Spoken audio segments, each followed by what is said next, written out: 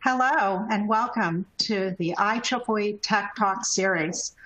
My name is Kathy Grice, Senior Program Director with IEEE. IEEE is the world's largest technical professional organization dedicated to advancing technology for the benefit of humanity. Before we begin, please note a few housekeeping items. At the bottom of your screen are engagement tools you can use. All tools are resizable and movable, so feel free to move them around to make the most of your space. Note that we recommend using a wired internet connection to access today's presentation, and closing any programs or browser sessions running in the background could cause issues. You can find additional answers to some common technical questions in the orange question mark help tool at the bottom of your screen. Please submit your questions through the Q&A widget on your screen or click the purple Q&A icon at the bottom of your screen. We will respond to your questions as best we can. If you click the green resources icon at the bottom of your screen, you'll find more information about today's event and future events. Finally, the on-demand link for today's event will be emailed to all registrants approximately 2 hours after today's session. Our virtual event today is the first of a new series of short technical talks jointly brought to you by the IEEE Educational Activities and IEEE Future Directions. This talk is on personal digital twins as a real-world topic related to epidemic alerts, monitoring, and containment. Our expert speakers, Derek Kirkhoff, Research Director at Observatorio Studi Media and Professor at Polytechnic Institute in Milan, Italy, and Roberto Sirocco, co-chair of the IEEE Digital Reality Initiative. He is leading an IEEE-wide focus on virtual reality, augmented reality, artificial intelligence, machine learning, and its overall digital transformation. I look forward to your continued participation of the IEEE Tech Talks. Please tweet about today's session with @IEEE Future Dir and #IEEE Learn. I will now turn it over to Roberto. Thank you, Kathy, and good morning, good afternoon, everybody. Many countries have been overwhelmed by this epidemic. What seemed just a few months ago a problem restricted to a specific area has now spread to most regions in the world. And this has led to exceptional measures, like the lockdown of cities and entire countries, and had people wondered, how could it be that having progressed so much in knowledge and technology in this last century, we are still facing a drama that the world faced several centuries ago? Actually, the plague in the 14th century took much longer to infect the world, and just half of it. COVID-19 has spread everywhere in a matter of 100 days. We have to thank technology for this faster spread. People can move from one place to another place in the world in a matter of hours, and many people do. 2.7 million people are transported every day by 44,000 flights around the world, or used to be, according to FAA. And this does not take into account the billions that move around by car, public transportation, nor the number of packages. Just imagine, in a single day, 1.5 million in New York. We should be able to leverage technology for early awareness on an incipient epidemic, for its monitoring and for its control. Actually, this is happening, and several organizations are collecting data every day, locally and globally. Yet, it would seem this is not enough. The big problem with the current epidemic, COVID-19, is that on the one hand, the latency time, is the delay between having been infected and becoming contagious, is approximately 4 days, while the symptoms appears only 5 days later being infected. And so this makes the control of this contagion very tough. Add to this the fact that several people do not show any symptoms at all, and still they are contagious. Now, containment becomes important to slow it down, and this has led to drastic measures like locking down entire communities and quarantine persons at risk. Now, the lockdown limits the freedom of people and clearly affects business operation. According to the International Labour Organization, COVID-19 might result in the loss of 195 million of jobs worldwide. Our society is a connected society in every aspect. And according to MIT, a person in New York City interacts during a weekday with an average of 70 people.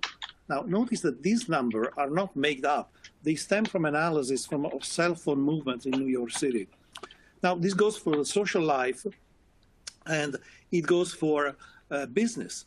If people stop flying, airlines shut down their operation, but so do the catering industry, airports, taxis, transportation to and from the airport, travel agency, hotels, both physical and virtual like Airbnb, restaurants, and so on. In Italy, this means 12.5% of our GDP. Managing the epidemic to decrease its social and economic impact is the challenge we're facing today, both as individuals and society. Now, as an individual, can I maintain my social relation? Can I transform my business in such a way that it can continue through the containment phase and rebound after that? As a society, how can we protect the most fragile part of the population? How can we balance between safety, individual rights versus societal benefits? How can we minimize economic impact? Now, technology can help in several ways. I spoke just about early warning, creating risk awareness, managing containment action. There is a technology that we already have and are using in different number of fields, mostly in manufacturing, that may help. That's the digital twins. Digital twins are the sum of three components: a mathematical model of an entity, like a turbine, a mirror of its current status, what is usually called the digital shadow, and the record of changes experienced by that entity. General Electric created the digital twin of airplane engines, and they are producing them and are following up their operation thanks to the continuous stream of data provided by sensors, IoT, from the plane to the cloud where they are running the digital twin in California. This stream of data is analyzed to detect any anomaly. And if something looks suspicious, specific analysis takes place, resulting in action, like decreasing pressure and stage of the turbine to avoid overheating due to flight. Once the airplane lands, a technician will be ready to work on the issue and fix it. Now, the data that are coming from the plane are compared with those received from other planes to detect anomalous patterns. As an example, the data analysis of an engine thrust once created a pattern that was similar to several other planes departing from that particular airport. Now, it showed a decreased thrust in the engine, and further investigation found that the problem was actually a lower grade quality of the fuel used in fuel aircraft at that particular airport. FAA took notice and action were taken. Now, as you can see, a digital twin is used to monitor a single entity, and many digital twins look for anomalous pattern and then take action. But now, isn't this what we really want to do with epidemics? Now, it turns out that the application of digital twin technology to people has been considered by a number of industries. Again, General Electric, with its healthcare division, has been looking at personal digital twin in the last few years.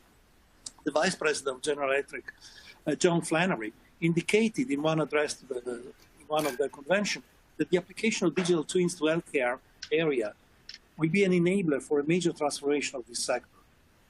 Now, GE is not alone. Several other companies like Philips and Nokia are considering personal digital twin as most promising technology in healthcare. A digital twin can become an intermediator between myself and my environment, between myself and an healthcare institution and authorities. Let's take a look at this scenario. My personal digital twin knows all about my healthcare history and can use this knowledge to interpret the data my body is generating. Actually, it's not the data generated by my body, but by wearable devices that are on my body or something in the environment, like a mirror with a webcam in my bathroom, produced by Philips. Among the many wearables devices, my smartphone is probably the most important one. It knows how many steps I took during the day. The accelerometer provide data that can be used to analyze my gait when I walk, and when I talk on the phone. Apps can analyze my speech pattern and even detect breathing anomalies. Actually, researchers at Carnegie Mellon are testing an AI-based application to detect the likelihood of being affected by COVID-19 through voice pattern analysis.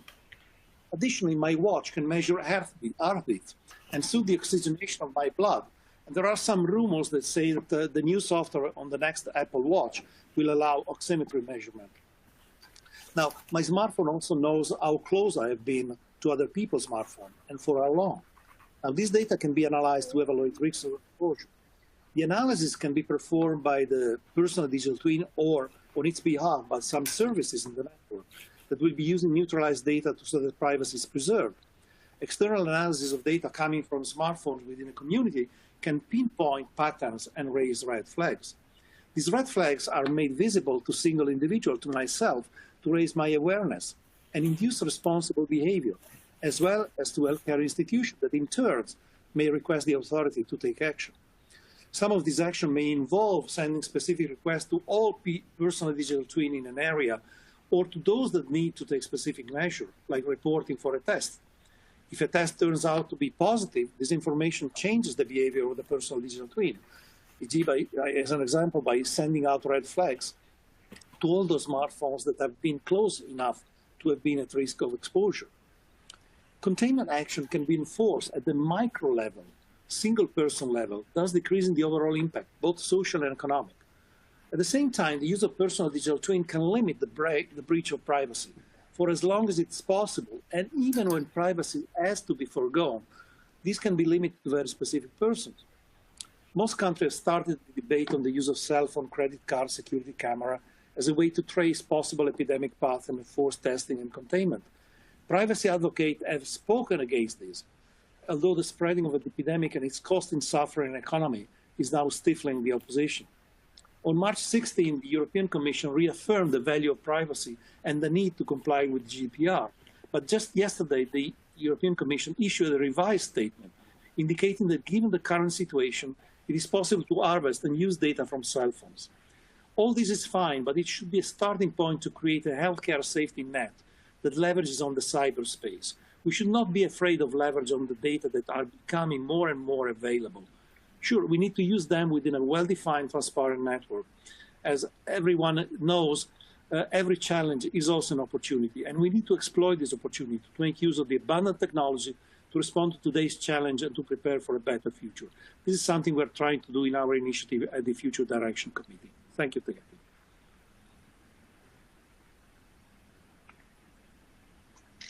And Derek, please make your comments. Well, thank you, Roberto. We've been discussing these things together before, and we've been taking for granted that the digital twin is on its way for humans, and I think it's more than likely. But the problem with the digital twin, it's much more than a mere profile. And you've made that very clear in some of the white papers that we produced together.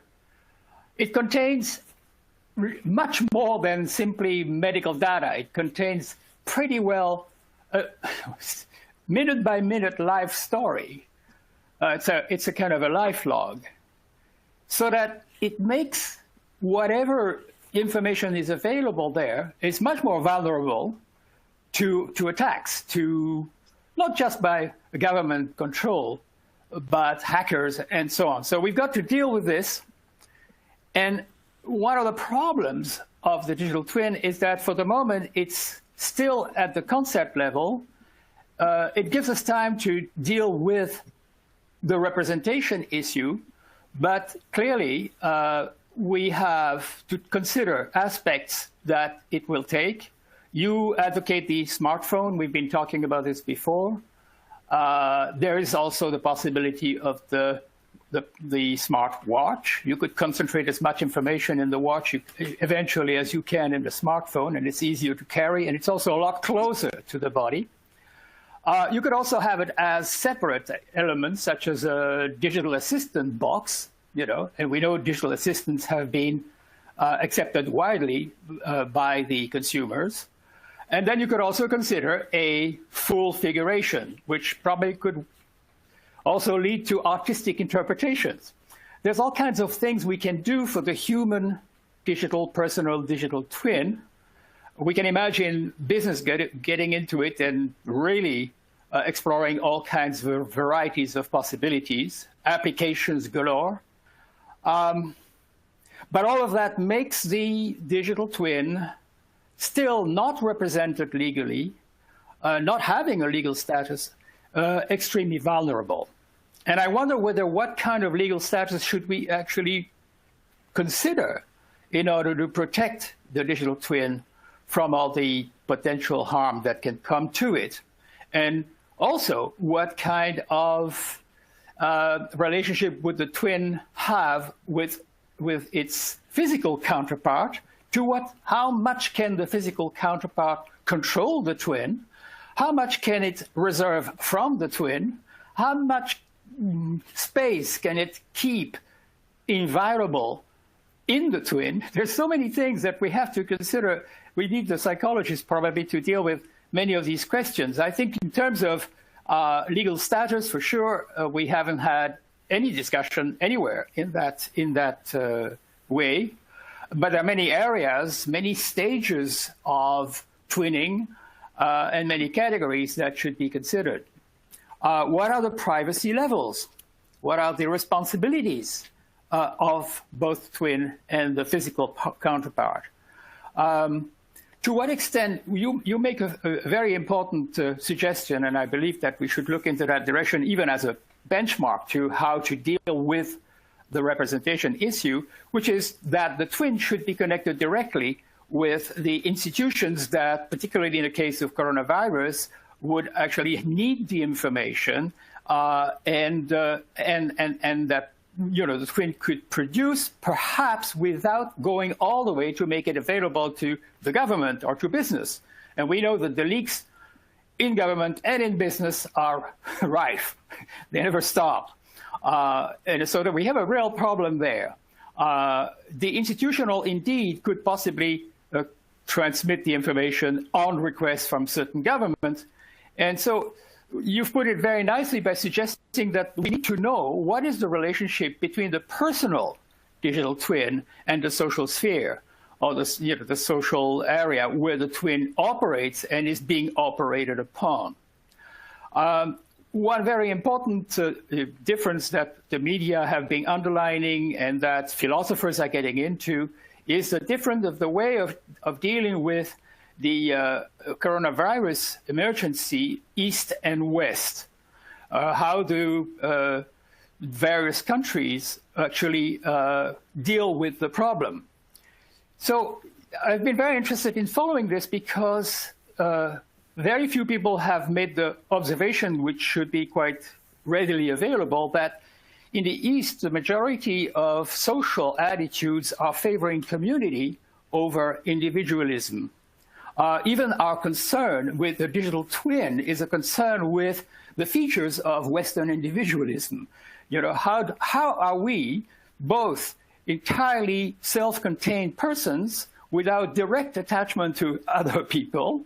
No man is an island, we know that, but the fact remains that individualism is very strong in the West, and there are some very good reasons for that I won't get into now. But the point is that once we have seen that, and we have seen the growth of individual, or rather community control and individuals control, starting with Singapore, going on with South Korea, and of course crowning the whole trend in China, with the cameras, space recognition cameras all over, the 200 million of them available to follow people's movement and know exactly what they're doing, drones to actually survey them. So the point is, when the coronavirus came up, it was a natural, absolutely an unstoppable and natural way for governments to go than to impose further and tightening more controls on the individuals, having this perfectly good reasons to do it. And in fact, what I'm seeing, in spite of the Western individualism, is that we are going to probably go the same way, and we're already halfway there, if not more. So I'd like to conclude this little introduction to the problem with a question to you, Roberto, and maybe to the public too. The digital transformation has allowed in the West all kinds of things that concern business and that concern communication and concern things that are very useful and valuable. But the digital transformation means transformation not only of business or travel or transportation or application of various kind of regulations and things. It also means transforming the individual. When we think about a digital twin, we are looking at this transformation as happening outside the body. But in fact, it's also happening inside. And this is one thing that we should really see. Isn't the digital transformation not going very strongly in the direction of the Eastern way of dealing with coronavirus than the way we are doing it for the moment?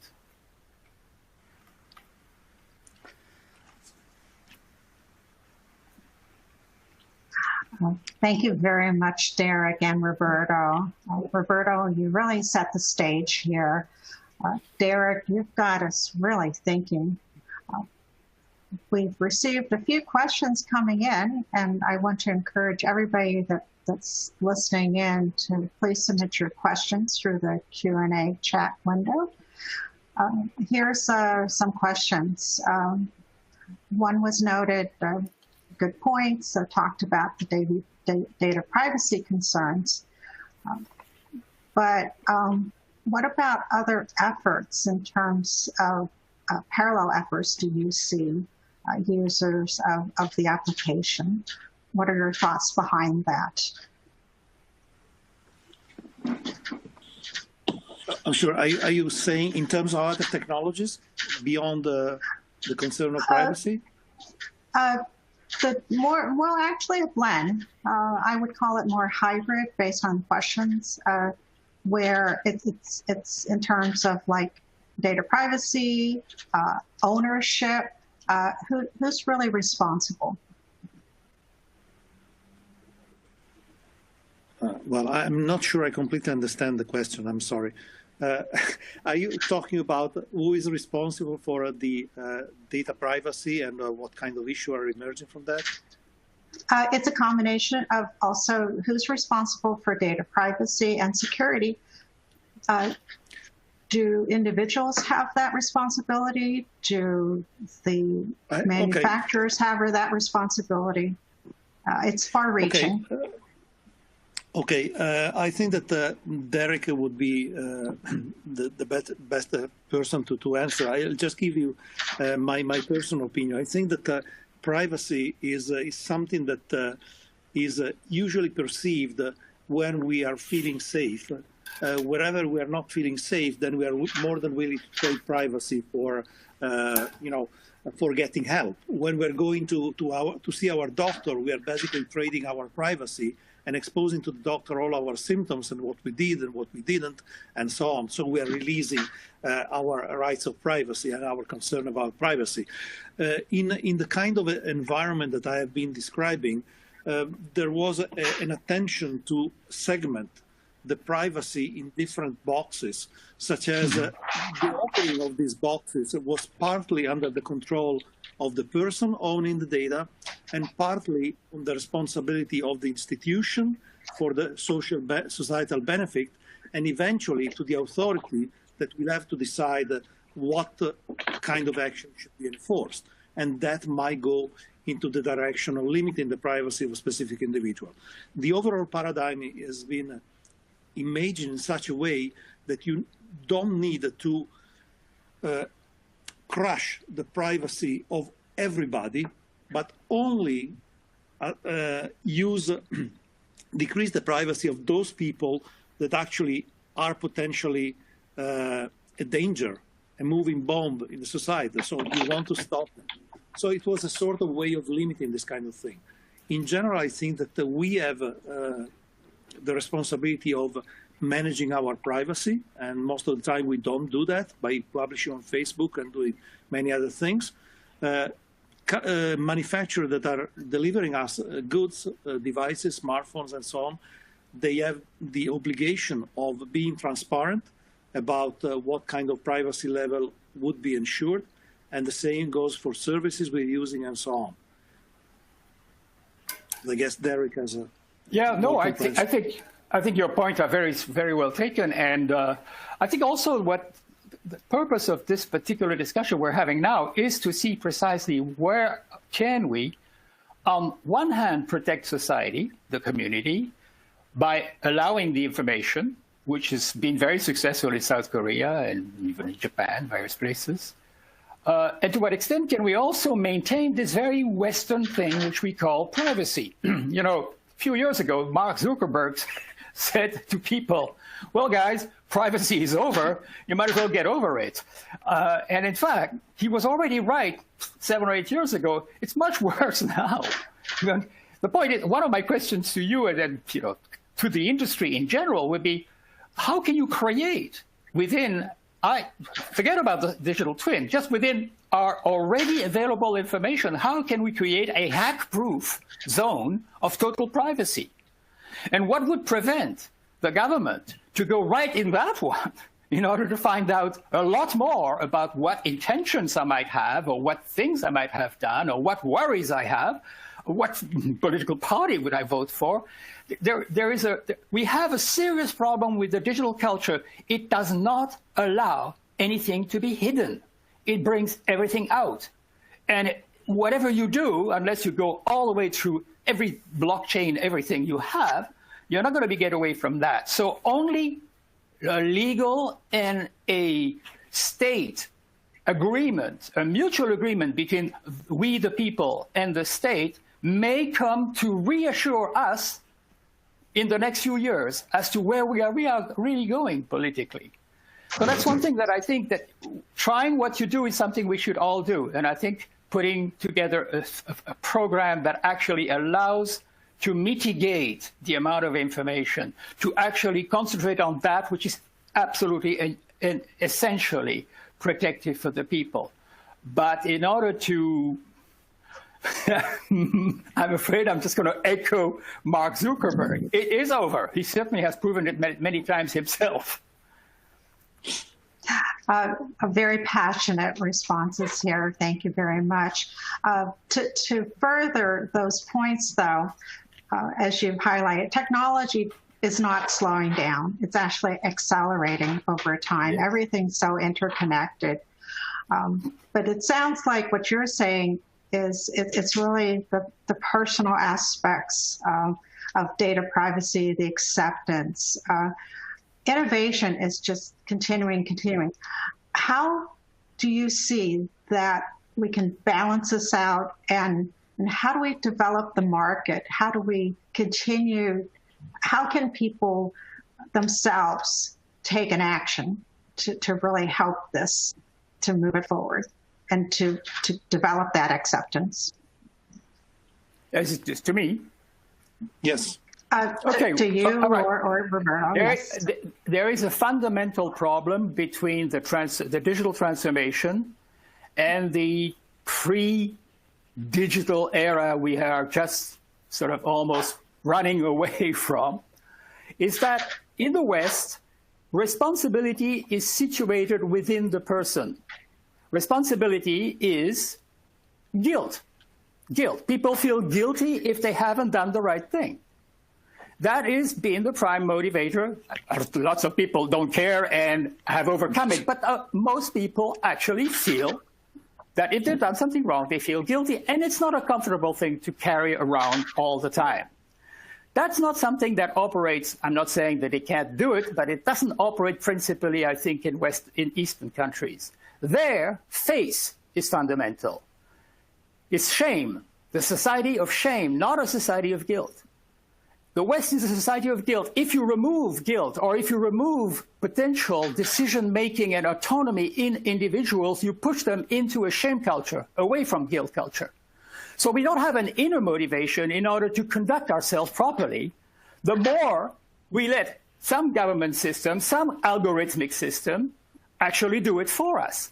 So the externalization of guilt into shame, which is standard and normal in societies for whom community is more important than individual, if that's happening to us, we're dealing with either a huge schizophrenic crisis, or we will deal with a number of, or we let it just happen, as we already do for so many choices we make. We let algorithms do it for us.